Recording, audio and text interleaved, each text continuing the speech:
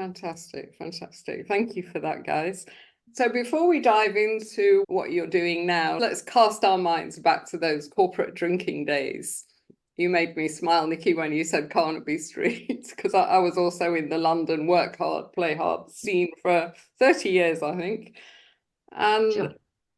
rather than pick out an isolated incident myself, I can just remember that feeling that everything was about relaxing with the colleagues and drinking afterwards. And also during, I was an HR director, so it was part of my job to take out our star employees for lunch now and again and make sure that they were happy and motivated and they didn't have any grievances. And of course, that would involve a nice restaurant and a good bottle of wine.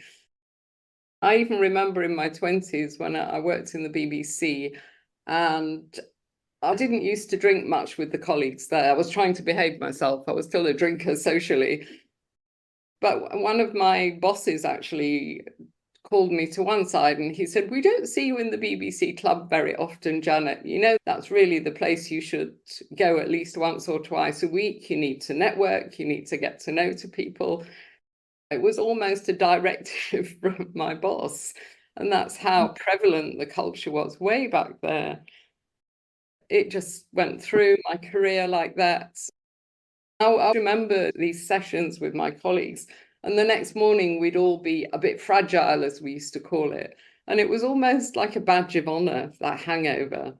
And the people who hadn't been there because they didn't drink, perhaps, I'm sure they felt a bit left out because it was the thing to do.